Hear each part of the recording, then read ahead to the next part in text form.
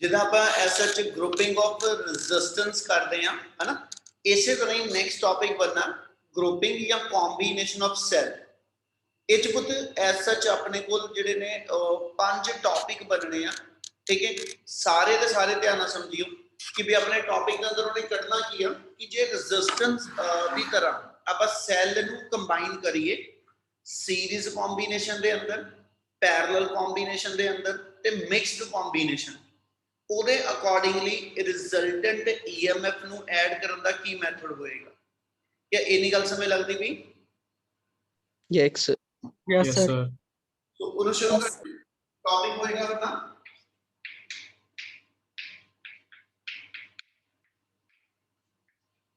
Grouping of cell.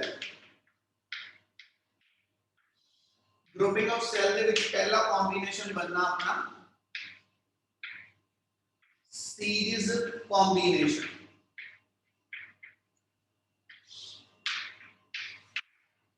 ਤੁਹਾਡੇ ਕੋਲ ਦੋ ਸੈੱਲ ਆ, ਆਪਾਂ ਰਿਮੋਟ ਦੇ ਵਿੱਚ ਦੋ ਸੈੱਲ ਪਾਣੇ ਆ, ਠੀਕ ਹੈ। ਉਹਨੂੰ ਕਿੱਦਾਂ ਪਾਈਦਾ ਹੁੰਦਾ, ਜੇ ਇੱਕ ਸੈੱਲ ਦਾ ਇਧਰਲੇ ਸਾਈਡ ਪੋਜ਼ਿਟਿਵ ਔਰ ਇਧਰ ਨੈਗੇਟਿਵ ਆ, ਦੂਜਾ ਸੈੱਲ ਆਪਾਂ ਟਾਰਚ ਵਿੱਚ ਪਾਣਾ ਹੋਵੇ, ਉਹ ਕਿੱਦਾਂ ਪਾਵਾਂਗੇ?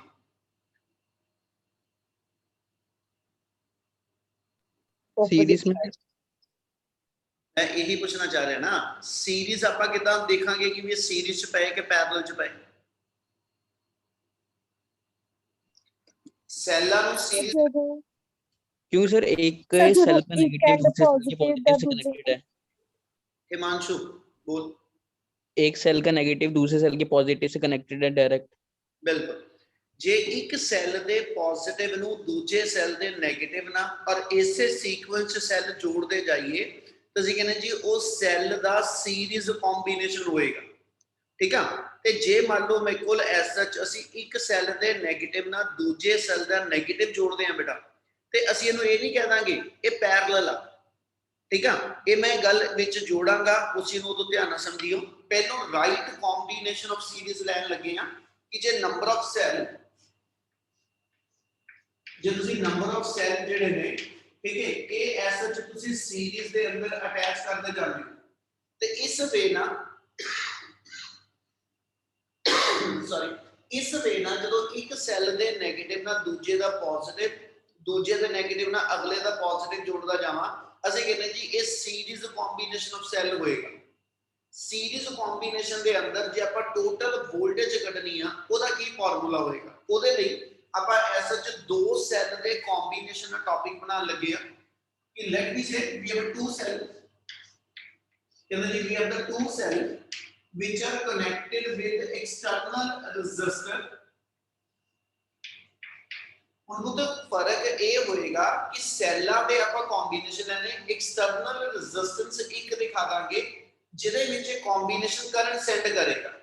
आप इधर डिफाइन कर देने कि भी आ मेरे जेडे दो सेल ने इहदे टर्मिनल डिफाइन करा, ठीक है। पहला सेल जेड़ा डिफाइन करांगा इनु आपा शो कर देने, पहले सेल की ईएमएफ जेडी है उन्होंने E1 लिख देने, पहले सेल की इंटरनल रेजिस्टेंस को R1 मान लेते, दूजा सेल जेड़ा होएगा ओदी ईएमएफ आपा E2 डिफाइन कर देने ते ओदी इंटरनल रेजिस्टेंस को R2 लिख दे।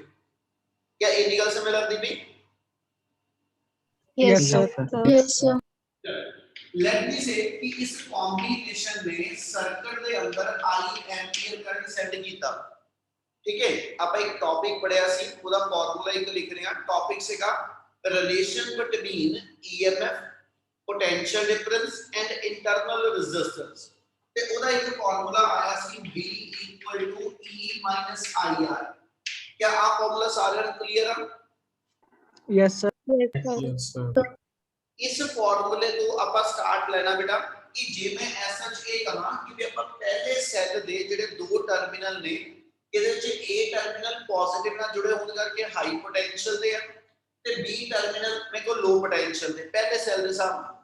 ਦੂਜੇ ਸੈੱਲ ਦੇ ਹਿਸਾਬ ਨਾਲ B ਹਾਇਰ ਪੋਟੈਂਸ਼ੀਅਲ ਹੋ ਗਿਆ, C ਲੋਅਰ ਹੋ ਗਿਆ। ਆਪਾਂ ਦੋਨਾਂ ਸੈੱਲ ਦੇ ਇੰਡੀਵਿਜੂਅਲ ਪੋਟੈਂਸ਼ੀਅਲ ਨੂੰ ਲਿਖੀਏ, ਠੀਕ ਹੈ। ਆਪਾਂ ਇਹਦਾ ਡਿਫਾਈਨ ਕਰਦੇ ਹਾਂ we know that VAB is the potential difference between A and B ਜਿਹਨੂੰ ਤੁਸੀਂ BA ਮਾਈਨਸ BB ਲਿਖ ਸਕਦੇ ਹੋ। ਇਹਦੀ ਵੈਲਿਊ ਆ ਜਾਏਗੀ E1 क्योंकि सीरीज से जुड़े या सेल ते सीरीज दे विच करंट सेम रहेगा, ठीक है, इसलिए करंट का सिंबल I होएगा, I1 I2 नहीं आएगा, ठीक है। E1 minus I into R1, क्या आप इक्वेशन समझ आई सारे नु?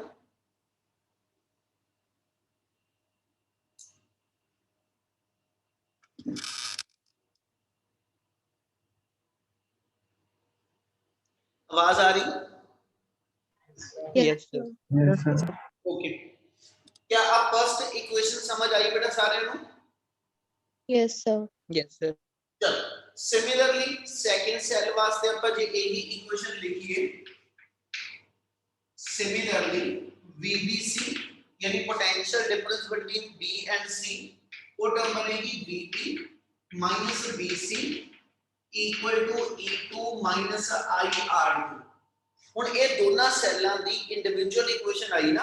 ਹੁਣ ਜੇ ਮੈਂ ਇਹ ਕਹਾਂ ਕਿ A ਔਰ C ਦੇ ਅਕ੍ਰੋਸ ਅਸੀਂ ਇੱਕੋ ਸੈੱਲ ਲਾਇਆ ਹੋਵੇ, मतलब ਇਹਦੀ ਜਗ੍ਹਾ ਤੇ ਜੇ ਮੈਂ ਆ ਕਹਾਂ ਕਿ ਇੱਕ ਸੈੱਲ ਵਾ ਜਿਹਦੀ EMF E ਤੇ ਜਿਹਦੀ ਇੰਟਰਨਲ ਰੈਜ਼ਿਸਟੈਂਸ R ਵਾ, ਠੀਕ ਹੈ, ਔਰ ਇਹਨੂੰ ਇੱਕ ਐਕਸਟਰਨਲ ਰੈਜ਼ਿਸਟਰ ਦੇ ਨਾਲ ਅਟੈਚ ਕੀਤਾ ਜਿਹਦੀ ਰੈਜ਼ਿਸਟੈਂਸ R ਹੋਏਗੀ ਤੇ I ਐਂਪੀਅਰ ਕਰੰਟ ਪਾਸ ਕਰੇ। ਤੇ ਜੇ ਬਚੇ ਮੈਂ ਇਸ ਸਿੰਗਲ ਸੈੱਲ ਵਾਸਤੇ ਇਹੀ ਇਕੁਏਸ਼ਨ ਲਿਖਣੀ ਆ ਤੇ B equal to E minus IR ਆ ਜਾਏਗਾ। ਇਹ ਗੱਲ ਸਮਝ ਲੱਗ ਰਹੀ? Yes, sir. Yes, sir. यानी A ਤੇ C ਜਿਹੜੇ ਦੋ ਐਕਸਟ੍ਰੀਮ ਟਰਮੀਨਲ ਆ A ਔਰ C ਦੇ ਵਿੱਚ ਜੇ ਮੈਂ ਟੋਟਲ ਪੋਟੈਂਸ਼ੀਅਲ ਡਿਫਰੈਂਸ ਲਿਖਣਾ ਤੇ ਪੋਟੈਂਸ਼ੀਅਲ ਡਿਫਰੈਂਸ ਸਕੇਲਰ ਕੁਆਂਟੀਟੀ ਆ। बोर्ड क्लियर दिख रहा है बेटा सारे ਨੂੰ? Yes, sir. Yes, sir. आवाज आ रही है सही? Yes, sir. Yes. जी अब चेक कर पुੱਤ तेरे नेट प्रॉब्लम होएगी बच्चे। ਹੁਣ ਜੇ ਇਹਨਾਂ ਦੋਨਾਂ ਇਕੁਏਸ਼ਨਸ ਨੂੰ ਆਪਾਂ ਐਡ ਕਰੀਏ, ठीक है, add 1 and 2, add 1 and 2 अपने को आ गया BA minus BB plus BB minus BC equal to E1 minus IR1 plus E2 minus IR2। ਇਹਦੇ ਵਿੱਚੋਂ BB ਜਿਹੜਾ ਕਾਮਨ ਟਰਮੀਨਲ ਦਾ ਪੋਟੈਂਸ਼ੀਅਲ ਉਹ ਨਿਕਲ ਜਾਣਾ। ਇਹ ਮਤਲਬ ਆਪਣੇ ਕੋਲ ਰਿਜ਼ਲਟ ਆ ਗਿਆ VAC equal to VA minus BC, और इधरों पोटेंशियल वाली टर्म पे EMF वाली टर्म सेपरेट करने इक्वल टू आ गया E1 plus E2 minus I into R1 plus R2। क्या आ रिलेशन क्लियर है? Yes, sir. Yes, sir. Yes, sir. Yes, sir. ਇਹ relation ਆਪਾਂ ਇਸ ਮੂਵਮੈਂਟ ਤੇ ਇਹਦੇ ਵਾਸਤੇ ਲਿਖਣ ਲੱਗੇ ਕਿ ਜੇ ਦੋ ਸੈੱਲ ਰਿਪਲੇਸ ਕਰਕੇ ਮੈਂ ਸਿੰਗਲ ਸੈੱਲ ਲੈਣਾ ਹੋਵੇ है ना, ਤੇ ਉਹਦਾ ਲਈ ਕੀ ਆ ਜਾਏਗਾ? इधर लिख देते हैं फ्रॉम फिगर 2, ठीक है जी। ये मेरे को फिगर 2 डिफाइन कर लो और आ मेरी एसएच फिगर 1 डिफाइन हो जाएगी। फिगर 2 ਦੇ ਅਕੋਰਡਿੰਗਲੀ VAC ਨੂੰ ਡਿਫਾਈਨ ਕਰੀਏ ਤੇ ਆਪਣੇ ਕੋਲ ਆ ਗਿਆ E IR, ठीक है। ਇਹਨੂੰ ਭਾਵੇਂ E ਲਿਖ ਦਿਓ ਜਾਂ E ਦੇ ਪੈਰੇਲਲ ਦੇ ਵਿੱਚ E ਇਕੁਇਵਲੈਂਟ ਲਿਖ ਦਿੰਦੇ। ਇਹਦੀ ਆ ਇੰਟਰਨਲ ਰੈਜ਼ਿਸਟੈਂਸ ਜਿਹੜੀ ਟੋਟਲ ਬਣ ਜਾਏਗੀ, ਇਹਦਾ ਸਿੰਬਲ R ਇਕੁਇਵਲੈਂਟ ਲਿਖ ਦਿੰਦੇ, ਠੀਕ ਹੈ। ਹੁਣ ਆ ਇਕੁਏਸ਼ਨ ਜਿਹੜੀ 3 ਨੰਬਰ ਤੇ ਇਕੁਏਸ਼ਨ ਨੰਬਰ 4 ਆਈ ਆ, ਦੋਨਾਂ ਦੀ ਲੈਫਟ ਹੈਂਡ ਸਾਈਡ ਮੇਰੀ ਸੇਮ ਆ ਤੇ ਰਾਈਟ ਹੈਂਡ ਸਾਈਡ ਨੂੰ ਇਕੁਏਟ ਜਾਂ ਕਹ ਲਓ ਕੰਪੇਅਰ ਕਰ ਦਿਓ, ਠੀਕ ਹੈ। ਇਹਨਾਂ ਆਪਾਂ ਇਦਾਂ ਲਿਖ ਦਿੰਦੇ ਔਨ ਕੰਪੇਅਰਿੰਗ 3 and 4, इक्वेशन 3 ਤੇ ਇਕੁਏਸ਼ਨ 4 ਕੰਪੇਅਰ ਕਰੋ ਤੇ ਇਹਨਾਂ ਇਹ VAC ਦੇ ਕੋਰਸਪੋਂਡਿੰਗ VAC ਆ ਗਿਆ, E ਇਕੁਇਵਲੈਂਟ ਦੇ ਕੋਰਸਪੋਂਡਿੰਗ E1 E2 ਆ ਗਿਆ, ਮਾਈਨਸ ਦੇ ਕੋਰਸਪੋਂਡਿੰਗ ਮਾਈਨਸ ਆ ਗਈ, I ਦੇ ਕੋਰਸਪੋਂਡਿੰਗ I ਆ ਗਿਆ ਤੇ R ਇਕੁਇਵਲੈਂਟ ਦੇ ਕੋਰਸਪੋਂਡਿੰਗ R1 R2 ਆ ਗਿਆ। यानी अपना रिजल्ट आ जाएगा therefore E equivalent equal to E1 plus E2 और R equivalent equal to R1 plus R2। यानी एक तो एक रिजल्ट निकलेगा। अपना कंक्लूजन हैगा कि ਜਦੋਂ ਦੋ ਸੈੱਲ ਤੁਸੀਂ ਸੀਰੀਜ਼ ਚ ਅਟੈਚ ਕਰੋਗੇ ਤੇ ਟੋਟਲ EMF ਜਿਹੜੀ ਹੋਏਗੀ ਉਹ ਇੰਡੀਵਿਜੂਅਲ ਸੈੱਲ ਦੀ EMF ਨੂੰ ਐਡ ਕਰਕੇ ਬਣ ਜਾਂਦੀ। ਜਿੱਦਾਂ ਮੰਨ ਲਓ ਟਾਰਚ ਵਿੱਚ 2 ਸੈੱਲ ਪੈਣੇ ਹੋਣ ਬੇਟਾ, ਤੇ ਜਦੋਂ ਟਾਰਚ ਵਿੱਚ ਅਸੀਂ 2 ਸੈੱਲ ਪਾਣੇ ਆ, ਠੀਕ ਹੈ, ਜੇ ਪਹਿਲੇ ਦੇ ਪੋਜ਼ਿਟਿਵ ਨਾਲ ਦੂਜੇ ਦਾ ਨੈਗੇਟਿਵ ਜੋੜਾਂਗਾ, 1.5 ਵੋਲਟ ਦੇ 2 ਸੈੱਲ ਆ, ਤੇ ਟੋਟਲ ਵੋਲਟੇਜ ਉਹਨਾਂ ਦੀ ਜਿਹੜੀ ਆ ਅਸੀਂ ਕਹਿੰਦੇ 3 ਵੋਲਟ ਹੋ ਜਾਏਗੀ।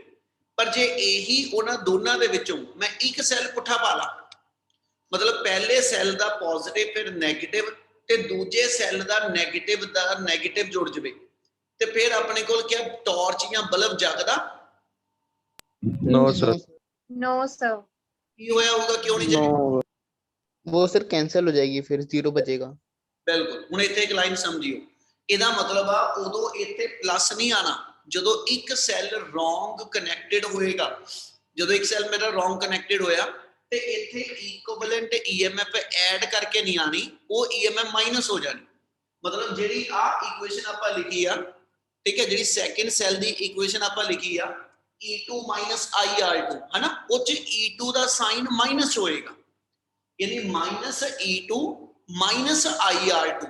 ਅਲਟੀਮੇਟਲੀ ਇੱਥੇ ਕੰਪੈਰੀਜ਼ਨ ਵੇਲੇ ਆ ਕੇ ਉਹ E1 E2 ਬਣ ਜਾਣਾ।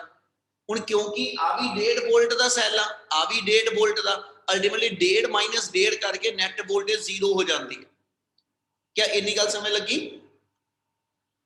Yes, sir. Yes. ਕਿਆ ਸਾਰਿਆਂ ਨੂੰ ਇੰਨੀ ਚੀਜ਼ ਸਮਝ ਆ ਰਹੀ ਬੇਟਾ ਜੋ ਦੱਸਦਾ ਪਿਆ? ਹਾਂਜੀ sir. हाँ जी Yes, सर। ਇਸੇ ਚੀਜ਼ ਨੂੰ ਆਪਾਂ ਜੇ SHA ਲੈ ਕੇ ਚੱਲੀਏ, ਜੇ ਆਪਾਂ 2 ਡਿਫਰੈਂਟ EMF ਵਾਲੇ ਸੈੱਲ ਲਿੱਤੇ ਨਾ, ਮੰਨ ਲਓ ਇੱਕ ਸੈੱਲ ਮੇਰਾ 10 ਵੋਲਟ ਦਾ ਸੀ, ਇੱਕ ਮੇਰਾ 4 ਵੋਲਟ ਦਾ ਸੀ, ਠੀਕ ਹੈ, ਤੇ ਜੇ ਮੈਂ ਆਪੋਜ਼ਿਟ ਜੋੜ ਵੀ ਦਿੱਤੇ ਤਾਂ ਵੀ ਟਾਰਚ ਦਾ ਬਲਬ ਜਗੇਗਾ। ਯਾਨੀ ਜੇ 2 ਡਿਫਰੈਂਟ EMF ਵਾਲੇ ਮੈਂ ਸੈੱਲ ਜਿਹੜੇ ਆ ਹਨਾ ਉਹ ਆਪਣੀ ਟਾਰਚ ਵਿੱਚ ਪਾਏ, ਇੱਕ 10 ਵੋਲਟ ਦਾ, ਇੱਕ 4 ਵੋਲਟ ਦਾ, ਤੇ ਇਹ ਨਹੀਂ ਹੋਏਗਾ ਬਲਬ ਨਹੀਂ ਜਗਣਾ, ਉਦੋਂ ਜਗੇਗਾ, ਪੁੱਠੇ ਵੀ ਬਾਤ ਤਾਂ ਵੀ ਜਗੇਗਾ, ਪਰ ਉਹਦੀ ਜਿਹੜੀ ਵੋਲਟੇਜ ਹੋਏਗੀ ਤੇ ਜਿਹੜਾ ਉਹਦੇ ਚ ਬ੍ਰਾਈਟਨੈਸ ਹੋਏਗੀ ਉਹ ਡਿਮ ਹੋਏਗੀ, ਕਿਉਂਕਿ 10 ਵੋਲਟ ਦੇ ਵਿੱਚੋਂ 4 ਵੋਲਟ ਮਾਈਨਸ ਹੋ ਕੇ ਉਸ ਸੈੱਲ ਦੇ ਕਰਕੇ ਸਰਕਟ ਚ 6 ਵੋਲਟ ਦੇ ਬਰਾਬਰ ਪੋਟੈਂਸ਼ੀਅਲ ਡਿਫਰੈਂਸ ਹਜੇ ਵੀ ਹੋਏਗਾ। ਇੰਨੀ ਗੱਲ ਸਮਝ ਲੱਗਦੀ ਪਈ? Yes, sir. Yes, sir. ਇਹਦੇ ਵਿੱਚ ਆਪਾਂ ਇੱਕ ਸਬ ਕੇਸ ਬਣਾਉਣ ਲੱਗੇ। ਸਬ ਕੇਸ ਇਹ ਬਣਾ ਰਿਹਾ, ਕਹਿੰਦਾ ਜੀ if we have identical cell, ठीक है ना, if we have identical cell each of EMF E, ठीक है, and they are connected in a series। अब ਇਹਦਾ ਸਬ ਕੇਸ ਇਹ ਲਿਖਣ ਲੱਗੇ ਆ ਕਿ ਜੇ ਮੰਨ ਲਓ ਮੇਰੇ ਕੋਲ 2 ਸੈੱਲ ਵਾ, ਠੀਕ ਹੈ, ਇਹਦੇ ਕੇਸ ਬਣਾ ਰਹੇ if cells are identical, if cells are of identical EMF, ठीक है, जे सेल आइडेंटिकल EMF ਦੇ ਹੋਣਗੇ then equivalent EMF ਜਿਹੜੀ ਹੋਏਗੀ ਉਹ ਬਣ ਜਾਣੀ E plus E up to n time। ਇਹ ਜੇ ਇਹਦਾ ਤੇ ਮੈਂ n ਸੈੱਲ ਜੋੜ ਲਵਾਂ ਤੇ ਟੋਟਲ EMF ਜਿਹੜੀ ਮੇਰੀ ਆ ਉਹ ਹਰ ਸੈੱਲ ਦੀ ਐਡ ਕਰਕੇ up to n time add ਹੋ ਜਾਏਗੀ। therefore equivalent EMF ਜਿਹੜੀ ਹੋਏਗੀ ਉਹ ਆਪਣੇ ਕੋਲ n time E ਆ ਜਾਊ। ਕਿਆ ਇਹ ਗੱਲ ਸਮਝ ਲੱਗੀ? Yes sir. Yes, sir. ਹੁਣ ਇਹਦੇ ਵਿੱਚ ਮੈਂ ਇੱਕ ਟਰਮ ਐਡ ਕਰਨ ਲੱਗਿਆ, ਉਹਨੂੰ ਸਮਝ ਲਿਓ।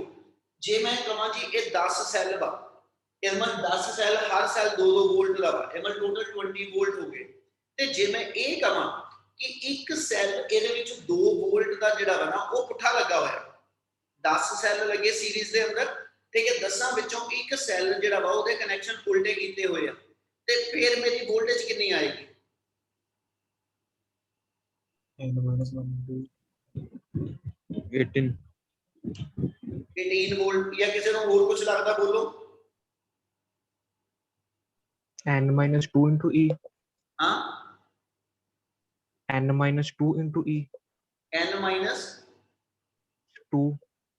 ਜੇ ਤੁਸੀਂ ਵੈਲਿਊ ਬੋਲ ਦੋ ਨਾ, ਮੈਂ ਇਹ ਪੁੱਛਦਾ ਪਿਆ ਕਿ ਜੇ ਮੰਨ ਲਓ 10 ਦਾ 2-2 ਵੋਲਟ ਦੇ 10 ਸੈੱਲ ਆ, ਇੱਕ ਸੈੱਲ ਵਿੱਚ ਪੁੱਠਾ ਲੱਗਾ ਹੋਇਆ, ਰਿਜ਼ਲਟੈਂਟ ਵੋਲਟੇਜ ਕਿੰਨੀ ਹੋਏਗੀ?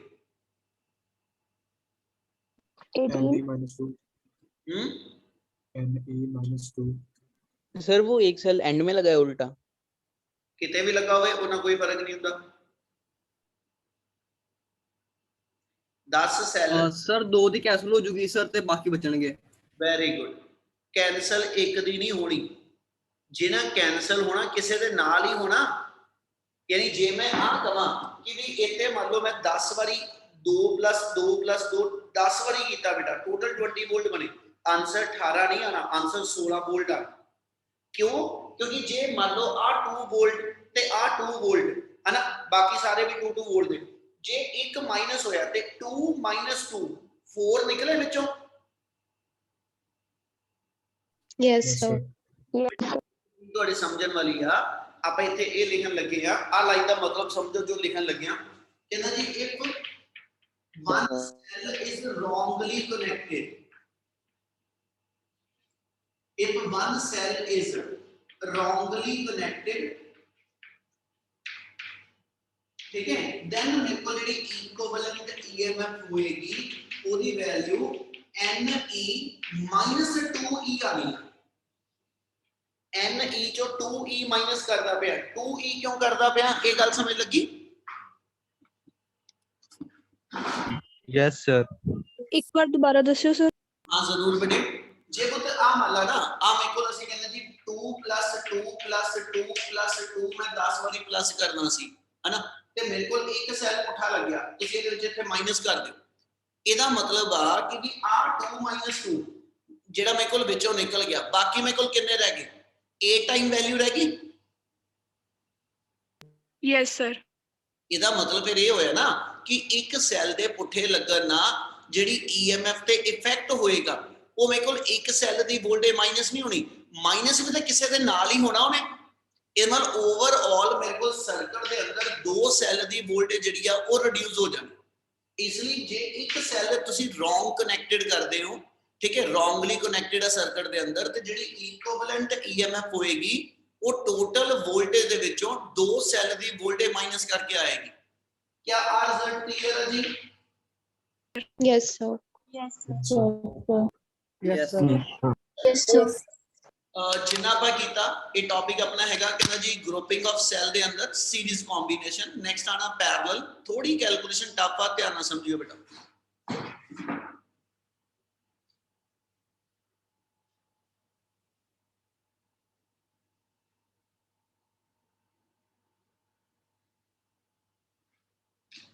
ਚਲੋ ਨੈਕਸਟ ਸ਼ੁਰੂ ਕਰ ਰਹੇ ਹਾਂ नेक्स्ट है सीरीज कॉम्बिनेशन ਦੀ ਜਗ੍ਹਾ ਤੇ ਜੇ ਸੈੱਲ ਮੇਰੇ ਕੋਲ ਪੈਰਲਲ ਚ ਅਟੈਚ ਕੀਤੇ ਉਹਦੀ ਇਕੁਇਵਲੈਂਟ EMF ਕਿੰਨਾ ਕੱਢਣੀ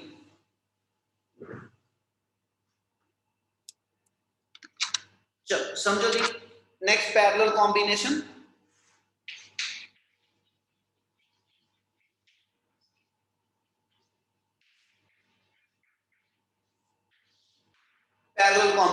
parallel combination ch ki show karange ki we have a number of cells which are connected with one another in parallel combination ਤੇ ਉਹ parallel combination ਦਾ ਮਤਲਬ ਇਹ ਹੋਏਗਾ ਜਿੰਨੇ ਵੀ ਸੈੱਲ ਤੁਹਾਡੇ parallel ਚ ਹਨਾ ਜਿੰਨੇ ਵੀ ਸੈੱਲ ਤੁਹਾਡੇ parallel ਚ ਹੈਗੇ ਨੇ ਉਹਨਾਂ ਦੋਨਾਂ ਆਪਾਂ ਦੋ ਸੈੱਲ parallel ਚ ਲੈ ਰਹੇ ਦੋਨਾਂ ਸੈੱਲ ਦੇ ਜਿਹੜੇ ਪੋਜ਼ਿਟਿਵ ਟਰਮੀਨਲ ਨੇ ਉਹ ਐਸਐਚ ਇੱਕ ਕਾਮਨ ਪੁਆਇੰਟ ਤੇ ਦੋਨਾਂ ਸੈੱਲਾਂ ਦੇ 네ਗੇਟਿਵ ਟਰਮੀਨਲ ਇੱਕ ਕਾਮਨ ਪੁਆਇੰਟ ਤੇ ਅਟੈਚ ਕੀਤੇ ਔਰ ਇਸ ਕੰਬੀਨੇਸ਼ਨ ਆਫ ਸੈੱਲ ਨੂੰ ਇਸ ਐਕਸਟਰਨਲ ਰੈਜ਼ਿਸਟਰ ਦੇ ਨਾਲ ਅਟੈਚ ਕਰਤਾ ਹੁਣ ਉੱਪਰ ਵਾਲਾ ਸੈੱਲ ਜਿਹੜਾ EMF E1 ਆ ਗਈ ਇੰਟਰਨਲ ਰੈਜ਼ਿਸਟੈਂਸ R1 ਜਿਹੜਾ ਦੂਜਾ ਸੈੱਲ ਗਿਵਨ ਆ ਉਹਦੀ EMF E2 ਆ ਤੇ ਐਕਸਟਰਨਲ ਰੈਜ਼ਿਸਟੈਂਸ R2 ਆ ਹੁਣ ਕਿਉਂਕਿ ਸੈੱਲ ਪੈਰਲਲ ਚ हर सेल ने इंडिविजुअल करंट देना पहले सेल का करंट I1 दूसरे सेल का करंट I2 ठीक है तो इस जंक्शन पे आके दोनों करंट ऐड हो जाने ते टोटल करंट जेड़ा सर्किट च फ्लो करता पिया वो I आ गया which is the sum total of I1 and I2 क्या इतनी गल समझ लगी जी यस सर Yes, sir. इस जंक्शन पे आके फिर दोबारा सेम कांसेप्ट लवांगे ਇੱਥੇ ਜਦੋਂ I ਐਂਪੀਅਰ ਕਰੰਟ ਪਹੁੰਚਿਆ ਤੇ ਉੱਪਰ ਵਾਲੇ ਸੈੱਲ ਨੇ ਜਿੰਨਾ ਕਰੰਟ ਸੈਂਡ ਕੀਤਾ ਸੀ ਇਹਦੇ 네ਗੇਟਿਵ ਟਰਮੀਨਲ ਨੇ ਉਨਾ ਹੀ ਕਰੰਟ ਰਿਸੀਵ ਕਰਨਾ ਯਾਨੀ ਇਸ ਸਾਈਡ ਨੂੰ I1 ਤੇ ਇਸ ਸਾਈਡ ਨੂੰ ਮੇਰੇ ਕੋਲ ਸਰਕਟ ਦੇ ਅੰਦਰ I2 ਕਰੰਟ ਵਾਪਸ ਆ ਜਾਏਗਾ क्या इतना क्लियर है yes sir yes Yes, sir. ਹੁਣ ਉਹ ਸਮਝਣ ਵਾਲੀ ਚੀਜ਼ ਇਹਦੇ ਅੰਦਰ ਕਿੱਥੇ ਫਰਕ ਪੈਣ ਲੱਗਿਆ ਹੁਣ ਕਰੰਟ ਡਿਵਾਈਡ ਹੋਇਆ, ਪਿਛਲੇ ਵਾਲੇ ਕੇਸ ਦੇ ਅੰਦਰ ਵੋਲਟੇਜ ਡਿਵਾਈਡ ਸੀ, ਕਰੰਟ ਸੇਮ ਸੀ, ਤੇ ਜਿਹੜੀ ਚੀਜ਼ ਡਿਵਾਈਡ ਹੁੰਦੀ ਉਹਦੀ ਇਕੁਏਸ਼ਨ ਲਿਖੀ ਦੀ ਹੈ। ਹੁਣ ਇੱਥੇ ਜਿਹੜੀ ਚੀਜ਼ ਡਿਵਾਈਡ ਹੋਈ ਉਹ ਕਰੰਟ ਆ, ਇਸ ਲਈ ਜੇ ਮੈਂ ਸਟਾਰਟ ਕਵਾਂ ਤਾਂ ਆਪਾਂ ਸਟਾਰਟ ਇਦਾਂ ਕਰਨੇ, we know that I equal to I1 plus I2 ਔਰ ਕਰੰਟ ਦੀ ਵੈਲਿਊ ਬਣਾ ਕੇ ਦੇਣੀ ਸੀ।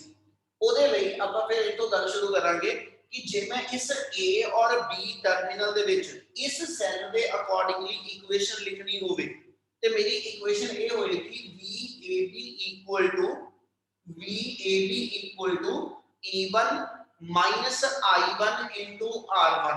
क्या आगे समझ लगी?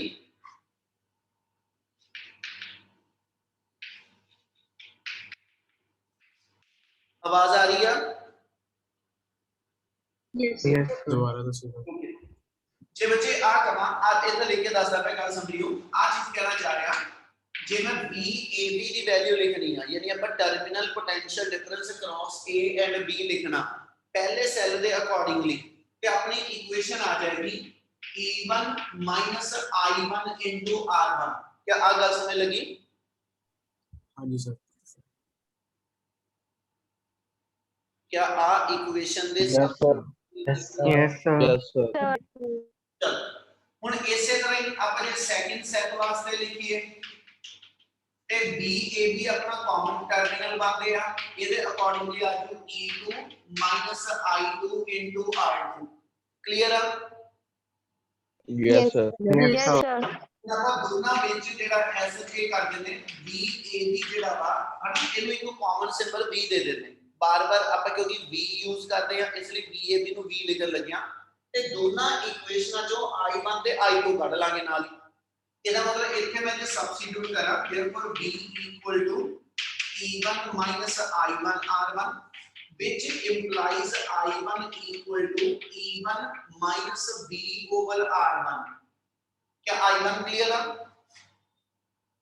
Yes, sir. Yes sir। Yes, sir. Similarly B equal to E2 minus I2 R2 which implies I2 की इक्वेशन आ जाएगी E2 minus B over R। Clear है? Yes. इना क्लियर है जी? Yes sir। Yes, sir. ओए किथे हो सारे जाने? जोश ही है नहीं किसी दे बोलन च। इना क्लियर है सारे नु? Yes, sir. Yes, sir. Yes. Yes, sir. जेड़ा ना बोले। Yes, sir. सर वहाँ R1 and R2 आना चाहिए ना? हैं? सर हमने R को कॉमन क्यों लिया? तदे तो पूछदा पे किथे हो सारे जाने? कि जे कुछ गलत भी लिख रहा ओनू भी नहीं पढ़दे पे, क्या सुत्ते पे हो?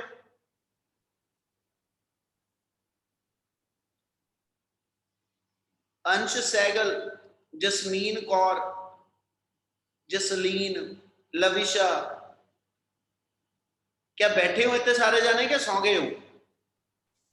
Yes, Sir, ਹੈਗੇ ਆ। Sir, ਹੈਗੇ ਆ, ਬੈਠੇ ਆ। आवाज आनी चाहिए बेटा। मैं विच कोई वेरिएबल गलत किया ओनू किसी ने रिस्पॉन्ड नहीं किया कि सर इत्थे वेरिएबल गलत हो गया। अपनियां इंटरनल रेजिस्टेंस दे सिंबल R1 R2 ऊपर चले, मैं दोनों थावां ते R पाया वा, किसी ने नहीं उस चीज को पढ़िया कि भी इत्थे तक R1 R2 इत्थे R क्यों आ गया।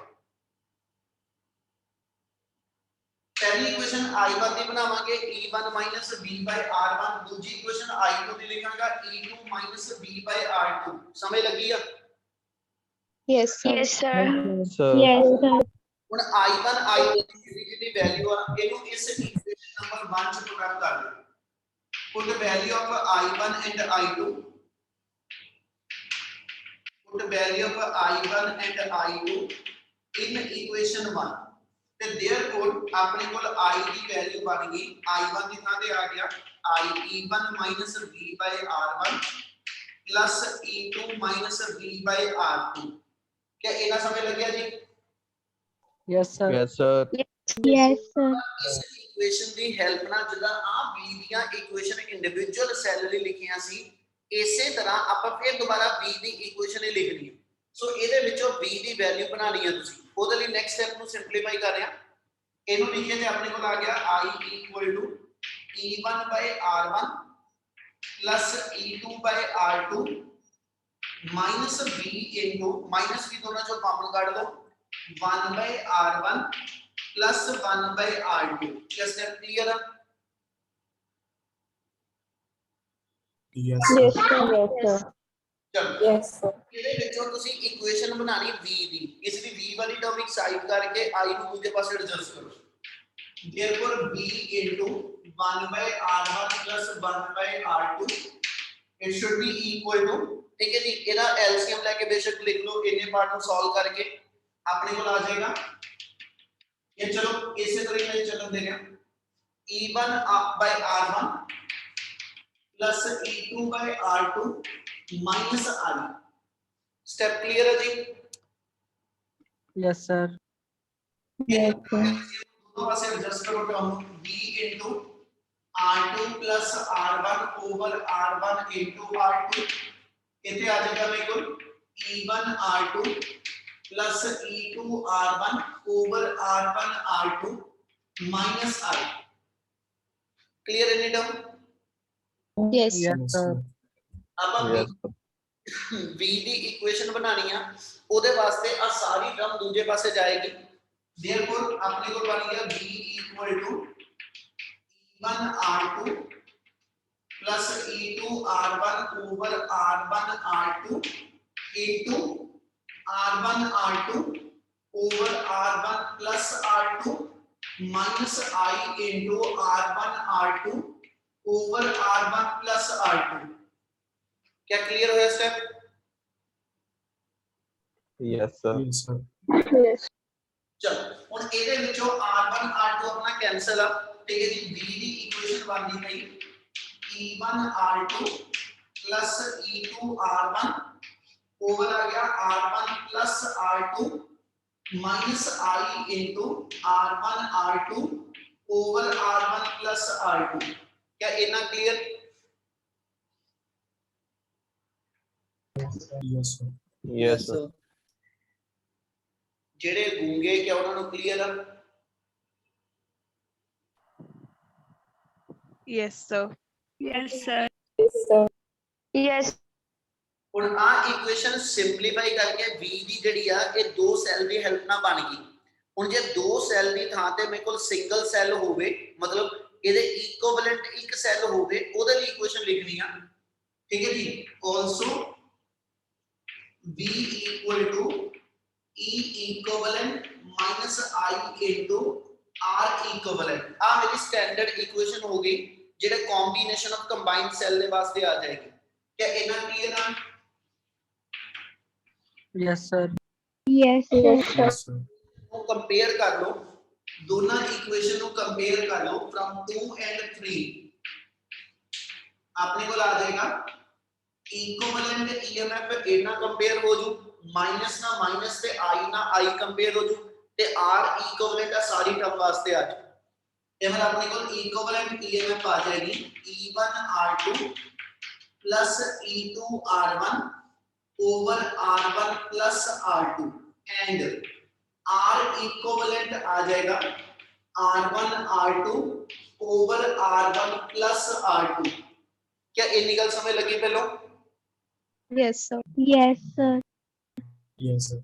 ਹੁਣ ਇੱਥੇ ਇੱਕ ਚੀਜ਼ ਸਮਝਿਓ ਧਿਆਨ ਨਾਲ ਜਿਹੜਾ ਰਿਜ਼ਲਟ ਆਪਣੇ ਕੋਲ ਇਸ ਵੇਲੇ ਬਣਦਾ ਪਿਆ ਹਨਾ ਜੇ ਮੈਂ ਪਿਛਲੇ ਟੌਪਿਕ ਨਾਲ ਕੰਪੇਅਰ ਕਰਾਂ ਬੇਟੇ ਤੇ ਬੁੱਧ ਪਿਛਲੇ ਟੌਪਿਕ 'ਚ ਆਇਆ ਸੀ ਕਿ ਜੇ ਦੋ ਸੈੱਲ ਸੀਰੀਜ਼ 'ਚ ਜੁੜੇ ਆ ਤੇ ਸਿੰਪਲੀ ਦੋਨਾਂ ਦੀ ਜਿੰਨੀ ਵੋਲਟੇਜ ਉਹਨੂੰ ਐਡ ਕਰ ਦੋ ਤੁਹਾਡੀ ਇਕੁਇਵਲੈਂਟ ਵੋਲਟੇਜ ਆ ਜਾਂਦੀ ਠੀਕ ਹੈ ਉਹ 'ਚ ਇੰਟਰਨਲ ਰੈਜ਼ਿਸਟੈਂਸ ਦਾ ਕੋਈ ਲੈਣ ਦੇਣ ਨਹੀਂ ਆਇਆ ਸੀ ਤੇ R ਇਕੁਇਵਲੈਂਟ ਦੀ ਵੈਲਿਊ ਪਿਛਲੇ ਕੇਸ ਦੇ ਅੰਦਰ R1 R2 ਬਣ ਗਈ ਮੈਂ ਦੋਨਾਂ ਰਿਜ਼ਲਟ ਦੇ ਕਨਕਲੂਜਨ ਜਿਹੜੇ ਨੇ ਉਹ ਕੰਸੀਡਰ ਕਰਨ ਲੱਗਿਆ ਸੁਣਿਓ ਜਦੋਂ ਦੋ ਸੈੱਲ ਸੀਰੀਜ਼ 'ਚ ਜੁੜੇ ਆ ਉਹਦੇ ਵਿੱਚ ਆਪਣੀ ਇਕੁਇਵਲੈਂਟ ਵੋਲਟੇਜ ਦਾ ਫਾਰਮੂਲਾ ਜਿਹੜਾ ਵਾ ਉਹ ਇਹ ਆ ਗਿਆ E1 E2 ਤੇ ਜੇ ਦੋ ਸੈੱਲ ਮੇਰੇ ਐਸਐਚ ਸੀਰੀਜ਼ 'ਚ ਜੁੜੇ ਆ ਇਹਦੇ ਤੇ ਇਹਦੀ ਇਕੁਇਵਲੈਂਟ ਰੈਜ਼ਿਸਟੈਂਸ ਦੀ ਵੈਲਿਊ R1 R2 आ गई आई रिजल्ट से क्या अपने Yes, sir.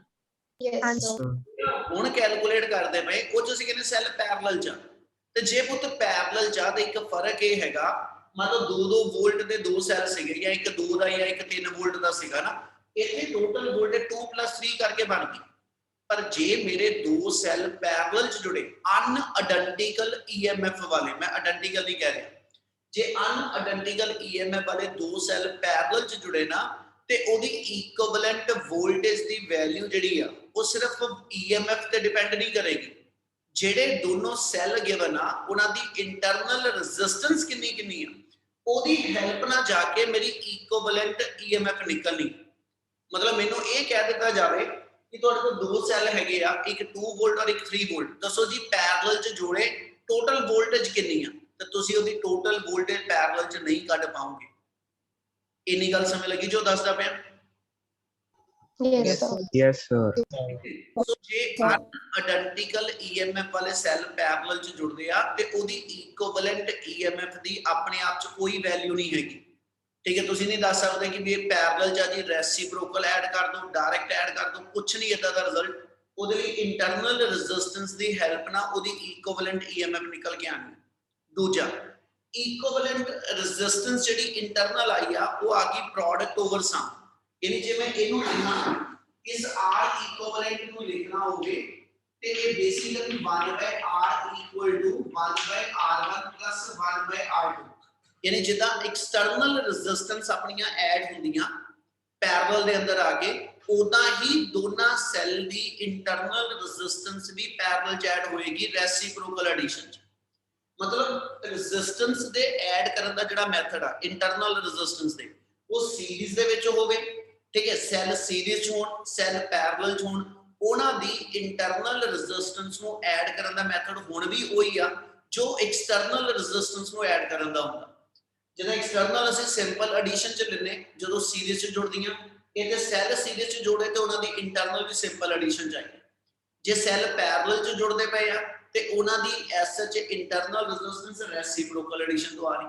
ਪਰ ਇਕੁਇਵਲੈਂਟ ਈਐਮਐਫ ਪੈਰਲਲ ਦੇ ਵਿੱਚ ਡਾਇਰੈਕਟ ਨਹੀਂ ਸੋਲਵ ਹੁੰਦੀ ਜਦੋਂ ਤੱਕ ਮੇਰੀਆਂ ਕੁਐਸਚਨ ਦੇ ਅੰਦਰ ਇੰਟਰਨਲ ਰੈਜ਼ਿਸਟੈਂਸ ਦੀ ਵੈਲਿਊਜ਼ ਨਾ ਦਿੱਤੀ ਹੋਵੇ। ਗੱਲ ਸਮਝ ਲੱਗੀ? Yes. Yes, sir. ਲਾਸਟ ਮੈਂ ਜੋ ਬੋਲਣ ਲੱਗਿਆ ਦਿਮਾਗ 'ਚ ਰੱਖ ਲਿਓ। ਇਹਦਾ ਮਤਲਬ ਜੇ ਮੰਨ ਲਓ ਮੇਰੇ ਕੋਲ ਦੋ ਉਹਨੇ ਸੈੱਲ ਦੇ ਦਿੱਤੇ ਅਨਆਇਡੈਂਟੀਕਲ ਈਐਮਐਫ ਵਾਲੇ ਜਿਹੜੇ ਪੈਰਲਲ 'ਚ ਜੁੜੇ ਆ, ਉਹ ਕਹਿੰਦਾ ਜੀ ਇਹਦੀ ਇਕੁਇਵਲੈਂਟ ਈਐਮਐਫ ਕੱਢੋ, ਤੇ ਅਸੀਂ ਉੱਤੇ ਫਿਰ ਇੱਕ ਲਾਈਨ ਬੋਲਾਂਗੇ Ohm's law fail to calculate equivalent EMF. ਇਹਦਾ ਮਤਲਬ ਓਮਸ ਲਾਅ ਦੇ ਨਾਲ ਤੁਸੀਂ ਉਹਦੀ ਇਕੁਇਵਲੈਂਟ ਈਐਮਐਫ ਨਹੀਂ ਕੱਢ ਸਕਦੇ ਜਦੋਂ ਅਨਆਇਡੈਂਟੀਕਲ ਈਐਮਐਫ ਵਾਲੇ ਸੈੱਲ ਮੇਰੇ ਪੈਰਲਲ 'ਚ ਹੋਏ। ਤੇ there we use the word ਕਿ we have to use the Kirchhoff second law। ਅਗਲੇ ਟੌਪਿਕ ਬਣਨੇ ਜਾ ਕੇ ਅਗਲੇ ਚੈਪਟਰ ਦੇ ਵਿੱਚ ਇਸੇ ਚੈਪਟਰ ਦੇ ਅੰਦਰ ਹੀ ਆਊਗਾ। ਠੀਕ ਹੈ, ਮਤਲਬ we use the Kirchhoff second law to calculate the EMF। ਠੀਕ ਹੈ ਜੀ, if unidentical EMF cell are connected in parallel। क्या ਇੰਨੀ ਗੱਲ ਸਮਝ ਲੱਗੀ? Yes, sir. Yes, sir. Next result ਇਸੇ ਤੋਂ ਕੁਝ ਲਿਖਣ ਲੱਗਿਆ, ਉਹਨੂੰ ਸਮਝ ਲਿਓ। ਠੀਕ ਹੈ, ਇਹ ਜੀ ਕੰਡੀਸ਼ਨ ਦੇਣ ਲੱਗੇ ਜਿਹਦਾ ਪਿਛਲੇ ਕੇਸ 'ਚ ਸੀਗੀ, ਇਹਦਾ ਇੱਕ ਸਪੈਸ਼ਲ ਕੇਸ ਬਣਾ ਲੈਣਾ। ਸਪੈਸ਼ਲ ਕੇਸ ਇਹ ਹੋਏਗਾ ਇਫ ਸੈੱਲ ਆਰ ਆਇਡੈਂਟੀਕਲ। ਜਿਹੜੇ ਦੋ ਸੈੱਲ ਤੁਸੀਂ ਪੈਰਲਲ 'ਚ ਜੋੜਨੇ ਆ, ਆਪਾਂ ਹੁਣ ਜਿਹੜਾ ਰਿਜ਼ਲਟ ਬਣਾਇਆ ਉਹ ਅਨਆਇਡੈਂਟੀਕਲ ਈਐਮਐਫ ਵਾਸਤੇ ਸੀਗਾ, ਤੇ ਜੇ ਇਹ ਦੋਨੋਂ ਸੈੱਲ ਆਇਡੈਂਟੀਕਲ ਈਐਮਐਫ ਤੇ ਆ ਗਏ, if cells are of identical EMF that is E1 equal to E2 equal to E, ਉਹਨਾਂ ਦੋਨਾਂ ਦਾ ਕਾਮਨ EMF E ਕਹਿ ਦੋ, ਔਰ ਸੈੱਲ ਆਇਡੈਂਟੀਕਲ ਆ ਇਸ ਲਈ ਉਹਨਾਂ ਦੀ ਇੰਟਰਨਲ ਰੈਜ਼ਿਸਟੈਂਸ ਵੀ ਇਕੁਅਲ ਆਏਗੀ, R1 equal to R2 equal to R। ਤੇ ਫਿਰ ਇਹ ਦੋਨੋਂ ਕੰਡੀਸ਼ਨ ਜਿਹੜੀਆਂ ਨੇ ਤੁਸੀਂ ਆਪਣੇ ਇਸ ਫਾਈਨਲ ਰਿਜ਼ਲਟ ਦੇ ਵਿੱਚ ਪੁੱਟ ਅਪ ਕਰ ਲਾਂਗੇ, ਇਹਦੇ ਵਿੱਚ ਵੀ ਔਰ ਇਹਦੇ ਅੰਦਰ ਵੀ। ठीक है, देखो इक्विवेलेंट ईएमएफ लिखन लग गया, देयरफॉर अपने को रिजल्ट आ जाएगा equivalent EMF equal to formula अपना जाएगा E1 R2 plus E2 R1। E1 E2 दोनों की थां ते E आ जाना, R1 R2 दोनों की थां ते R आ जाना, यानी अपने को वैल्यू बन गई E into R plus E into R over R1 plus R2। क्या गल समझ आई? Yes, sir. Yes, sir. ਹੁਣ ਇਹਨੂੰ ਸੋਲਵ ਕਰ ਲਓ ਤੇ ਇਕੁਇਵਲੈਂਟ ਈਐਮਐਫ ਆਪਣੀ ਆ ਗਈ 2ER ਓਵਰ 2R। 2 ਨਾਲ 2 ਤੇ R ਨਾਲ R ਕੈਨਸਲ ਹੋ ਗਿਆ। ਇਹਦਾ ਮਤਲਬ ਜਿਹੜੀ ਇਕੁਇਵਲੈਂਟ ਈਐਮਐਫ ਆਏਗੀ ਉਹਦੀ ਵੈਲਿਊ E ਦੇ ਬਰਾਬਰ ਆਏਗੀ। क्या ਇੰਨੀ ਗੱਲ ਸਮਝ ਲੱਗੀ? Yes, sir. Yes, sir. Yes, sir. Yes, sir. Line important ਆ ਜੋ ਬੋਲਣ ਲੱਗਿਆ। ਇਹਦਾ ਮਤਲਬ ਜੇ ਆ ਦੋ ਸੈੱਲ ਮੇਰੇ ਨੇ ਦੋਨੇ 1.5 ਵੋਲਟ ਦੇ ਸੈੱਲ ਆ ਔਰ ਮੈਂ ਪੈਰਲਲ ਚ ਜੋੜਤੇ। ਉਹ ਕਹਿੰਦਾ ਜੀ ਜਦੋਂ ਪੈਰਲਲ ਚ 1.5 ਵੋਲਟ ਦੇ ਦੋ ਸੈੱਲ ਜੋੜੇ ਦੱਸੋ ਟੋਟਲ ਵੋਲਟੇਜ ਕਿੰਨੀ? ਤੇ ਕਹਿੰਦਾ ਜੀ ਜਿੰਨੀ ਇੱਕ ਸੈੱਲ ਦੀ ਵੋਲਟੇਜ ਆ, ਜਿੰਨੀ ਇੱਕ ਸੈੱਲ ਦੀ ਵੋਲਟੇਜ ਉਹੀ ਪੂਰੇ ਸਰਕਟ ਦੀ ਟੋਟਲ ਵੋਲਟੇਜ ਵੀ ਹੋਏਗੀ। ਮਤਲਬ ਇਹ ਹੋਇਆ ਜਦੋਂ ਸੈੱਲ ਪੈਰਲਲ ਚ ਜੋੜਾਂਗੇ ਕੀ ਫਰਕ ਪਿਆ? ਉਹ ਕਹਿੰਦਾ ਜੀ ਜਿਹੜੀਆਂ ਇਲੈਕਟ੍ਰੋਡ ਨੇ ਜੇ ਪੁੱਤ ਪੈਰਲਲ ਚ ਜੋੜੇ ਤੇ ਇਹਦਾ ਮਤਲਬ ਆ ਇਲੈਕਟ੍ਰੋਡ ਇੱਕ ਸਿੰਗਲ ਪੋਜ਼ਿਟਿਵ ਰੋਡ ਬਣ ਗਈ, ਆ ਨੈਗੇਟਿਵ ਇਲੈਕਟ੍ਰੋਡ ਇੱਕ ਸਿੰਗਲ ਰੋਡ ਬਣ ਗਈ। ਇਹਦਾ ਮਤਲਬ ਸਿਰਫ ਇਲੈਕਟ੍ਰੋਡ ਦਾ ਸਾਈਜ਼ ਵੱਡਾ ਹੋਇਆ, ਸਿਰਫ ਇਲੈਕਟ੍ਰੋਡ ਦਾ ਸਾਈਜ਼ ਵੱਡਾ ਹੋਣਾ, ਪਰ ਇਕੁਇਵਲੈਂਟ ਈਐਮਐਫ ਤੇ ਕੋਈ ਇਫੈਕਟ ਨਹੀਂ ਹੋਏਗਾ। ਇਹਦਾ ਮਤਲਬ ਜੇ ਅਨਆਇਡੈਂਟੀਕਲ, ਮੈਂ ਫੇਰ ਲਾਸਟ ਲਾਈਨ ਕੰਕਲੂਡ ਕਰ ਰਿਹਾ, ਜੇ ਅਨਆਇਡੈਂਟੀਕਲ ਈਐਮਐਫ ਵਾਲੇ ਸੈੱਲ ਵਾ ਅਨਆਇਡੈਂਟੀਕਲ ਤੇ ਉਹਦੀ ਇਕੁਇਵਲੈਂਟ ਈਐਮਐਫ ਦੀ ਕੋਈ ਵੈਲਿਊ ਨਹੀਂ ਨਿਕਲਦੀ ਜਦੋਂ ਤੱਕ ਇੰਟਰਨਲ ਰੈਜ਼ਿਸਟੈਂਸ ਨਾਲ ਨਹੀਂ ਪਤਾ ਹੋਈਆਂ। ਤੇ ਜੇ ਅਨਆਇਡੈਂਟੀਕਲ ਦੀ ਜਗ੍ਹਾ ਮੇਰੇ ਕੋਲ ਆਇਡੈਂਟੀਕਲ ਈਐਮਐਫ ਵਾਲੇ ਸੈੱਲ ਪੈਰਲਲ ਚ ਅਟੈਚ ਕੀਤੇ ਆ ਤੇ ਉਹਦੀ ਟੋਟਲ ਇਕੁਇਵਲੈਂਟ ਈਐਮਐਫ ਜਿਹੜੀ ਆ ਉਹ ਇੱਕ ਸੈੱਲ ਦੇ ਬਰਾਬਰ ਹੋਏਗੀ। ਇਦਾਂ ਦੇ ਮੈਂ 10 ਸੈੱਲ ਲਾਦਾ 2 ਵੋਲਟ ਦੇ ਪੈਰਲਲ ਚ ਤੇ ਇਹ ਪੁੱਛੀਏ ਟੋਟਲ ਵੋਲਟੇਜ ਪੂਰੇ ਸਰਕਟ ਦੀ ਕਿੰਨੀ, ਤੇ ਉਹ 2 ਵੋਲਟ ਹੀ ਹੈ। ਠੀਕ ਹੈ, ਉਹ 2 into 10 ਕਰਕੇ 20 ਵੋਲਟ ਨਹੀਂ ਹੋਏਗੀ, ਉਹ ਮੇਰੇ ਕੋਲ ਟੋਟਲ ਵੋਲਟੇਜ ਜਿੰਨੀ ਇੱਕ ਸੈੱਲ ਦੀ ਈਐਮਐਫ ਆ ਪੂਰੇ ਸਰਕਟ ਦੀ ਈਐਮਐਫ ਉਨੀ ਹੀ ਰਹਿ ਜਾਂਦੀ ਹੈ। क्या ਇੰਨੀ ਗੱਲ ਸਮਝ ਲੱਗੀ? Yes, sir. Yes, sir. Yes, sir. Important result ਆ, ਅਗਲੇ ਟੌਪਿਕ ਚ ਲੋਡ ਵੀ ਹੈਗੀ ਆ। क्या सेल इन पैरेलल वाला टॉपिक समझ आया? Yes, sir. Yes, sir. Yes, question वाला दोबारा तो बोलो एक बारी। हाँ जी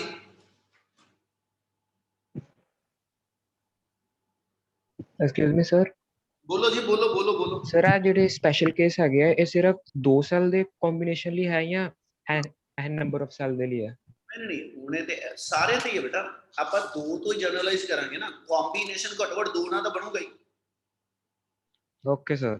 ठीक है, चलो नेक्स्ट टॉपिक है तो शुरू कर रहे हैं।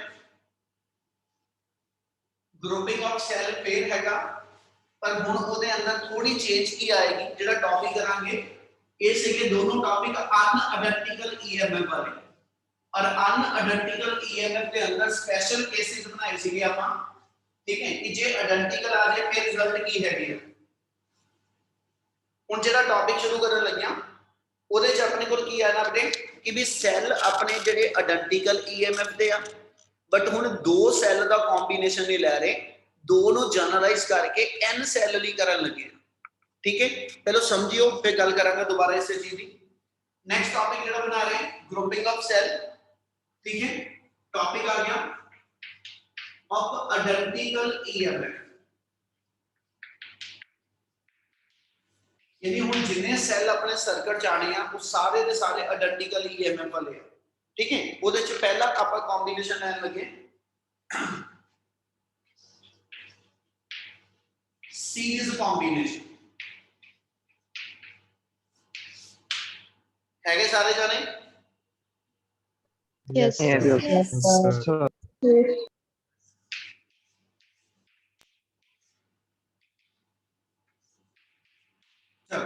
ਹੁਣ ਸ਼ੋ ਪੇ ਕਰ ਰਹੇ ਕਿ ਆਪਣੇ ਕੋਲ n ਸੈੱਲ ਵਾ। ਠੀਕ ਹੈ, ਜਿਹੜੇ ਸੀਰੀਜ਼ ਅਟੈਚ ਕਰਦੇ ਨੇ ਔਰ ਸਾਰੇ ਦੇ ਸਾਰੇ ਸੈੱਲ ਮੇਰੇ ਜਿਹੜੇ ਉਹ ਆਇਡੈਂਟੀਕਲ, ਹਰ ਸੈੱਲ ਦੀ ਈਐਮਐਫ ਤੇ ਇੰਟਰਨਲ ਰੈਜ਼ਿਸਟੈਂਸ ਸੇਮ ਆ। ਔਰ ਇਸ ਕੰਬੀਨੇਸ਼ਨ ਨੂੰ ਤੁਸੀਂ ਐਕਸਟਰਨਲ ਰੈਜ਼ਿਸਟਰ ਦੇ ਨਾਲ ਅਟੈਚ ਕਰਦੇ ਪਏ ਹੋ ਇਨ ਸੀਰੀਜ਼ ਤੇ ਸੈੱਲ ਸੀਰੀਜ਼ ਚ। ਇਹਦਾ ਮਤਲਬ ਸਰਕਟ ਦਾ ਜਿਹੜਾ ਟੋਟਲ ਕਰੰਟ ਆ ਉਹ I ਐਂਪੀਅਰ ਲੈ ਰਿਹਾ। ਕਲੀਅਰ ਹੈ ਜੀ? Yes, Yes, sir. sir. Yes, sir. ਜਿੰਨੇ ਨੰਬਰ ਆਫ ਸੈੱਲ ਦਿੱਤੇ ਆਪਾਂ ਉਹ ਆਪਾਂ n ਕੰਸੀਡਰ ਕਰ ਲਿਆ। ਹੁਣ ਜੇ ਇਹਨਾਂ ਦੇ n ਸੈੱਲ ਮੈਂ ਸੀਰੀਜ਼ ਚ ਜੋੜਾਂ ਮੇਰੀ ਟੋਟਲ EMF ਕਿੰਨੀ ਆ? NE NE ਬਿਲਕੁਲ। ਹੁਣ ਗੱਲ ਸਮਝਿਓ ਧਿਆਨ ਨਾਲ, ਕਰਨ ਕੀ ਲੱਗੇ ਆਪਾਂ। ਤੁਸੀਂ ਪੁੱਤ ਐਸ ਸੱਚ ਕਰੰਟ ਦਾ ਇੱਕ ਫਾਰਮੂਲਾ ਬਣਾਣਾ, ਠੀਕ ਹੈ? ਜੇ ਸੈੱਲ ਸੀਰੀਜ਼ ਚ ਆ, ਜੇ ਸੈੱਲ ਪੈਰਲਲ ਚ ਆ, ਜੇ ਸੈੱਲ ਮਿਕਸਡ ਕੰਬੀਨੇਸ਼ਨ ਚ ਆ, ਉਹਨਾਂ ਸਾਰੇ ਕੇਸਿਸ ਦੇ ਅੰਦਰੋਂ ਕਿਸ ਕੰਡੀਸ਼ਨ ਦੇ ਅੰਦਰ ਤੁਸੀਂ ਸਰਕਟ ਦੇ ਵਿੱਚੋਂ ਮੈਕਸਿਮਮ ਕਰੰਟ ਲੈ ਸਕਦੇ ਹੋ। यानी when we can taken the maximum current from a series parallel or mixed combination, ठीक है? और given की होएगा किसे मूवमेंट ते circuit the external resistance the value ਇਹਦੇ ਸਾਰੇ ਸਰਕਟ ਦੀਆਂ ਜਿੰਨੀਆਂ ਇੰਟਰਨਲ ਰੈਜ਼ਿਸਟੈਂਸ ਨੇ ਇਹਦੀ ਸਮ ਟੋਟਲ ਤੋਂ ਜੇ ਐਕਸਟਰਨਲ ਜ਼ਿਆਦਾ ਤੇ ਦੂਜਾ ਕੇਸ ਜਦੋਂ ਐਕਸਟਰਨਲ ਇੰਟਰਨਲ ਤੋਂ ਛੋਟੀ ਹੋਏਗੀ, ਯਾਨੀ ਅਸੀਂ ਕਦੋਂ ਸੀਰੀਜ਼ ਦੇ ਵਿੱਚ 10 ਸੈੱਲ ਯਾਨੀ n ਸੈੱਲ ਲਾਣੇ ਆ, ਕਦੋਂ ਅਸੀਂ ਪੈਰਲਲ ਚ n ਸੈੱਲ ਲਾਣੇ ਆ, ਕਦੋਂ ਅਸੀਂ ਮਿਕਸਡ ਕੰਬੀਨੇਸ਼ਨ ਚ ਲਗਾਣੇ। ਉਹਦੇ ਵਿੱਚੋਂ ਪਹਿਲਾਂ ਆਪਾਂ ਕੇਸ ਕੀ ਕਰਨ ਲੱਗੇ ਕਿ ਜੇ ਸੈੱਲ ਸੀਰੀਜ਼ ਚ ਅਟੈਚ ਆ, ਇਹਦੀ ਟੋਟਲ ਕਰੰਟ ਦੀ ਵੈਲਿਊ ਬਣਾ ਕੇ ਦੋ ਕੀ ਆ, ਇਹਨੇ ਤੋਂ ਸ਼ੁਰੂ ਕਰ ਰਿਹਾ। we know that I equal to current का जनरल फार्मूला लिख रहे हैं, करंट का फार्मूला आ गया total EMF by total resistance। क्या बात समझ लगी? तो लिख रहे हैं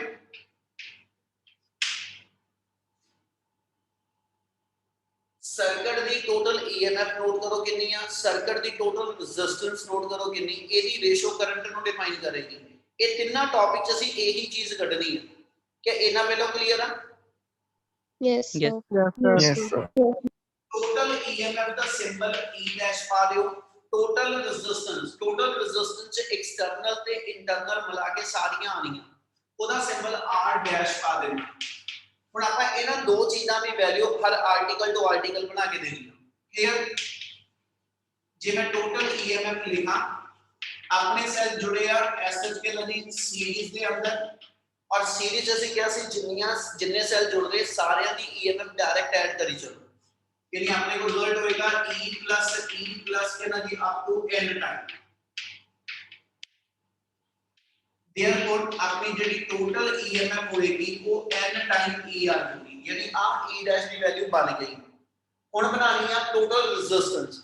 ਟੋਟਲ ਰੈਜ਼ਿਸਟੈਂਸ ਕੱਢਣ ਲਈ ਪਹਿਲਾਂ ਇਹ ਕਰ ਲਿਆ ਕਰੋ, जिन्ने सैल जुड़े आ उन्हां सारियां दी टोटल इंटरनल रेजिस्टेंस कढ लो, ठीक है? फिर जिन्नी टोटल इंटरनल आएगी ओनू एक्सटर्नल दे नाल ऐड करो ते एक लाइन अगे भी दसी सी, फिर रिपीट कर रहा।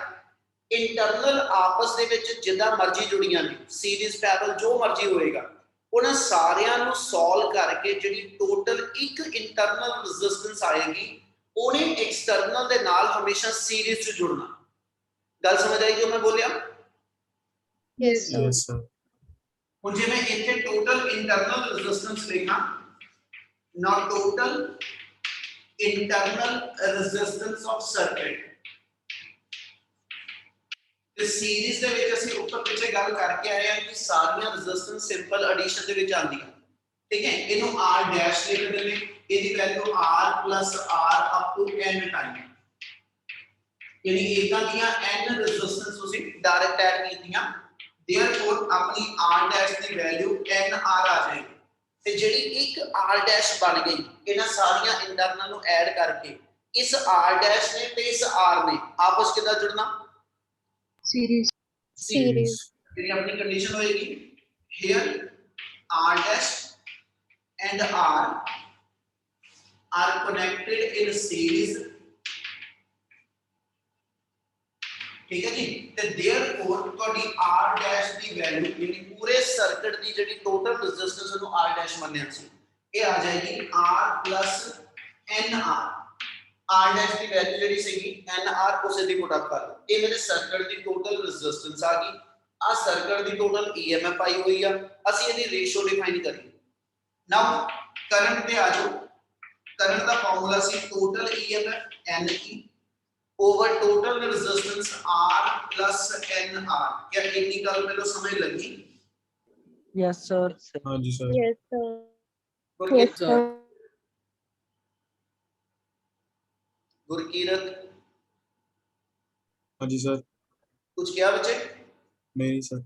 ओके ਚਲੋ ਹਾਂਜੀ ਹੁਣ ਇਹ ਮੇਰੇ ਕੋਲ ਆ ਗਈ ਸਰਕਟ ਦੀ ਪੁੱਤ ਟੋਟਲ ਕਰੰਟ ਦੀ ਵੈਲਿਊ। ਹੁਣ ਇਹਦੇ ਵਿੱਚ ਕੰਡੀਸ਼ਨ ਲੱਗਣੀਆਂ, ਮੰਨ ਲਓ ਤੁਹਾਡੀ ਜਿਹੜੀ ਐਕਸਟਰਨਲ ਰੈਜ਼ਿਸਟੈਂਸ ਹੈ 10 ਓਮ ਦੀ ਹੈ ਤੇ ਜਿਹੜੀ ਇੰਟਰਨਲ ਰੈਜ਼ਿਸਟੈਂਸ ਆ ਇਦਾਂ ਦੇ ਮੈਂ 5 ਸੈੱਲ ਜੋੜੇ ਆ।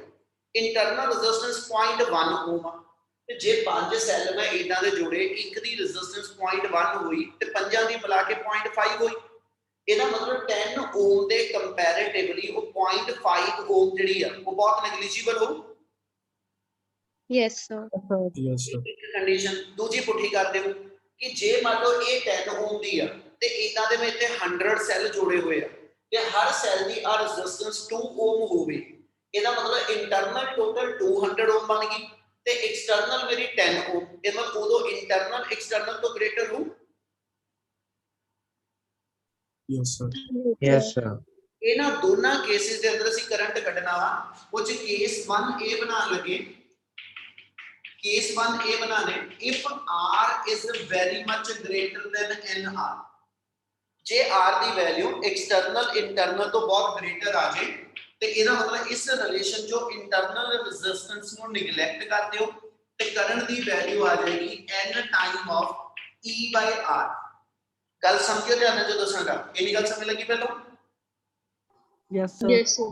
ਯੈਸ ਸਰ ਇੰਨੀ ਚੀਜ਼ ਨੂੰ ਪੜੋ, ਇੰਨੀ ਚੀਜ਼ ਨੂੰ ਪੜੋ। E ਕੀ ਚੀਜ਼ ਸੀਗੀ? resistance, ਮੈਂ E ਪੁੱਛਿਆ, E ਕਿਹਦਾ ਸਿੰਬਲ ਆ? EMF of one cell. EMF of one cell। R ਕੀ ਚੀਜ਼ ਆ? Resistance. External resistance. ਇਹਦਾ ਮਤਲਬ ਇਹ ਹੋਇਆ ਕਿ ਜੇ ਇੱਕ ਸੈੱਲ ਹੋਵੇ, ਯਾਨੀ ਆਹ ਜਗ੍ਹਾ ਇੱਕ ਸੈੱਲ ਹੋਵੇ ਔਰ ਇਹਨੂੰ ਮੈਂ R ਨਾਲ ਜੋੜਿਆ ਹੋਵੇ, ਇੱਕ ਸੈੱਲ EMF ਉਹਦੀ E ਆ, ਇਹਨੂੰ ਮੈਂ R ਨਾਲ ਜੋੜਿਆ ਤੇ ਇਹਦਾ ਕਰੰਟ I ਡੈਸ਼ ਆ। ਮਤਲਬ ਇੱਥੇ I ਡੈਸ਼ ਲਿਖਣਾ ਹੋਵੇ ਤੇ I dash the value E/R ਬਣੂ। Yes, sir. Yes, sir. ਇਹਦਾ ਮਤਲਬ ਇਹ ਹੋਇਆ ਪੁੱਤ E/R ਮੇਰਾ ਇੱਕ ਸੈੱਲ ਦਾ ਕਰੰਟ ਆ। ਯਾਨੀ E/R ਨੂੰ ਮੈਂ ਸੋਚਾਂ ਤੇ ਇਹ ਇੱਕ ਸੈੱਲ ਜਿੰਨਾ ਕਰੰਟ ਐਕਸਟਰਨਲ ਚ ਦਿੰਦਾ ਇਹ ਉਹਦੀ ਵੈਲਿਊ ਆ। ਇਹਦਾ ਮਤਲਬ ਮੇਰੇ ਸਰਕਟ ਦਾ ਜਿਹੜਾ ਟੋਟਲ ਕਰੰਟ ਆ ਉਹ ਇੱਕ ਸੈੱਲ ਨੇ ਜਿੰਨਾ ਕਰੰਟ ਦਿੱਤਾ ਐਕਸਟਰਨਲ ਚ ਉਹਦੇ ਨਾਲੋਂ n ਟਾਈਮ ਕਰੰਟ ਆਜੂ। Yes, sir. Yes, sir. ਯਾਨੀ ਜਦੋਂ ਐਕਸਟਰਨਲ ਰੈਜ਼ਿਸਟੈਂਸ ਇੰਟਰਨਲ ਤੋਂ ਗ੍ਰੇਟਰ ਹੋਏਗੀ ਨਾ ਉਦੋਂ ਜਿਹੜਾ ਸਰਕਟ ਦੇ ਵਿੱਚ ਸੈੱਲ ਕਰੰਟ ਦੇ ਰਹੇ ਆ, ਯਾਨੀ n ਸੈੱਲ ਸੀਰੀਜ਼ ਜਿਹੜੇ ਜੋੜੇ ਆ ਉਹਦਾ ਟੋਟਲ ਕਰੰਟ n ਟਾਈਮ ਹੋ ਜਾਏਗਾ ਜਿੰਨਾ ਕਰੰਟ ਇੱਕ ਸੈੱਲ ਦਿੰਦਾ ਪਿਆ। ਠੀਕ ਹੈ, ਇਹਦੇ ਤੋਂ ਬਾਅਦ ਦੂਜੇ ਕੰਡੀਸ਼ਨ ਦੀ ਗੱਲ ਕਰਾਂਗਾ। ਇਹਦਾ ਮਤਲਬ ਇਸ ਕੇਸ ਦੇ ਅੰਦਰ ਜੇ ਆਪਾਂ ਇਹ ਲਿਖ ਦਈਏ, ਸੋ ਕਰੰਟ ਯਾਨੀ ਇਹਦਾ ਕਹਿ ਦੋ ਸੋ total current, so total current is n time the current due to one cell।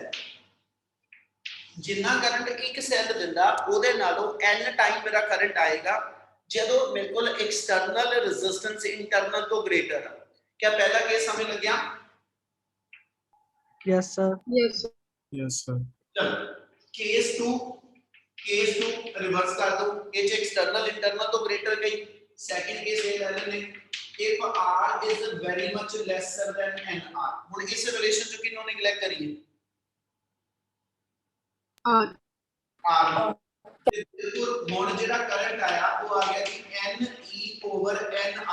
n ਨੇ n ਕੱਟ ਦਿਓ, ਠੀਕ ਹੈ। ਇਹਦੇ ਨਾਲ ਜਿਹੜੀ ਕਰੰਟ ਦੀ ਵੈਲਿਊ ਆਈ ਉਹ e/r ਆ ਗਈ ਬੇਟਾ। Yes Yes, sir sir. ਜੇ ਹੁਣ ਇੱਥੋਂ ਬੋਲਾਂ ਹਨਾ E ਮੇਰੇ ਕੋਲ ਇੱਕ ਸੈੱਲ ਦੀ EMF ਹੈ ਤੇ R ਉਹਦੀ ਇੰਟਰਨਲ ਰੈਜ਼ਿਸਟੈਂਸ ਆ।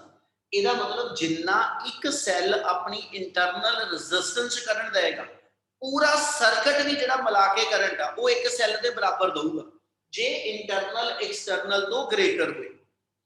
ਯਾਨੀ ਜੇ ਮੈਨੂੰ ਇਹ ਪੁੱਛਿਆ ਜਾਵੇ ਕਹਿੰਦਾ ਜੀ when will you connect the cell in series, ਤੁਸੀਂ ਸੀਰੀਜ਼ ਦੇ ਵਿੱਚ ਸੈੱਲ ਕਦੋਂ ਜੋੜੋਗੇ? ਤੇ ਉਹਦੀ ਕੰਡੀਸ਼ਨ ਇਹ ਹੋਏਗੀ ਤੁਹਾਡੇ 10 ਸੈੱਲ ਦਿੱਤੇ ਆ, ਤੁਸੀਂ 10 ਦੇ 10 ਸੈੱਲ ਸੀਰੀਜ਼ ਚ ਤਾਂ ਜੋੜ ਸਕਦੇ ਹੋ ਜੇ ਤੁਹਾਡੇ ਕੋਲ ਐਕਸਟਰਨਲ ਰੈਜ਼ਿਸਟੈਂਸ ਜਿਹੜੀ ਆ ਉਹ ਇੰਟਰਨਲ ਤੋਂ ਗ੍ਰੇਟਰ ਹੋਵੇ। ਜੇ ਐਕਸਟਰਨਲ ਇੰਟਰਨਲ ਤੋਂ ਸਮਾਲਰ ਰਹਿ ਗਈ ਹਨਾ ਤੇ ਫਿਰ ਮੈਨੂੰ ਸੈੱਲ ਸੀਰੀਜ਼ ਚ ਜੋੜੇ ਦੀ ਕੋਈ ਐਡਵਾਂਟੇਜ ਨਹੀਂ, ਕਿਉਂਕਿ ਇਹ ਕਰੰਟ ਦੀ ਵੈਲਿਊ ਜਿੰਨਾ ਇੱਕ ਸੈੱਲ ਕਰੰਟ ਦਿੰਦਾ 10 ਸੈੱਲ ਵੀ ਸੀਰੀਜ਼ ਚ ਜੋੜਨਾ ਟੋਟਲ ਕਰੰਟ ਇੱਕ ਸੈੱਲ ਦੇ ਬਰਾਬਰ ਹੀ ਮਿਲੂ। ਕਿ ਇੰਨੀ ਗੱਲ ਸਮਝ ਲੱਗ ਰਹੀ?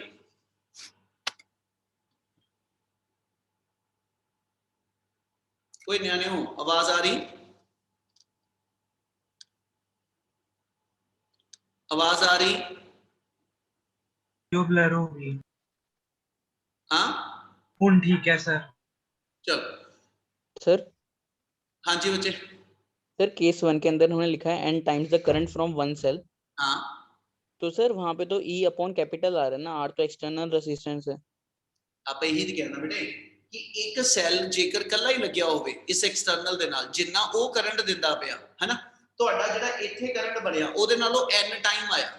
ਇਹਦਾ ਮਤਲਬ ਜੇ ਤੇਰੇ ਕੋਲ ਸਰਕਟ ਦੇ ਅੰਦਰ 10 ਸੈੱਲ ਸੀਰੀਜ਼ ਚ ਜੋੜਨੇ ਆ ਤੇ ਪਹਿਲਾਂ ਇਹ ਚੈੱਕ ਕਰੋ ਕਿ ਐਕਸਟਰਨਲ ਇੰਟਰਨਲ ਤੋਂ ਗ੍ਰੇਟਰ ਆ ਕਿ ਸਮਾਲਰ। ਜੇ ਐਕਸਟਰਨਲ ਇੰਟਰਨਲ ਤੋਂ ਗ੍ਰੇਟਰ ਆ ਫਿਰ ਤੇ 10 ਫਿਰ ਜਿਹੜਾ ਟੋਟਲ ਕਰੰਟ ਆ ਉਹ 10 ਟਾਈਮ ਹੋ ਜਾਏਗਾ ਜਿੰਨਾ ਇੱਕ ਸੈੱਲ ਕਰੰਟ ਦੇਗਾ। ਪਰ ਜੇ ਐਕਸਟਰਨਲ ਇੰਟਰਨਲ ਤੋਂ ਸਮਾਲਰ ਰਹਿ ਗਈ ਫਿਰ 10 ਸੈੱਲ ਦਾ ਮਿਲਾ ਕੇ ਵੀ ਕਰੰਟ ਜਿਹੜਾ ਵਾ ਉਹ ਇੱਕ ਸੈੱਲ ਜਿੰਨਾ। ਗੱਲ ਸਮਝ ਲੱਗ ਰਹੀ? Yes sir. ਇਹਦਾ ਮਤਲਬ ਮੈਨੂੰ ਕੁਐਸਚਨ ਇਹ ਹੋਏਗਾ ਨਾ, ਕਹਿੰਦਾ ਜੀ when will you prefer the series combination of cell to get the maximum current? ਤੇ ਮੈਂ ਕਹੂੰਗਾ ਕਿ if external resistance of the circuit is more than that of the internal resistance then we connect the cell in series। ਇਦਾਂ ਹੀ ਫਿਰ ਅਗਲੇ combination ਆਣੇ ਆਪਣੇ ਕੋਲ ਕਿ ਜੇ ਪੈਰਲਲ ਚ ਜੋੜੀਏ ਤਾਂ ਕੀ ਹੋਏਗਾ। ਓਕੇ ਜੀ? Yes, Yes, sir.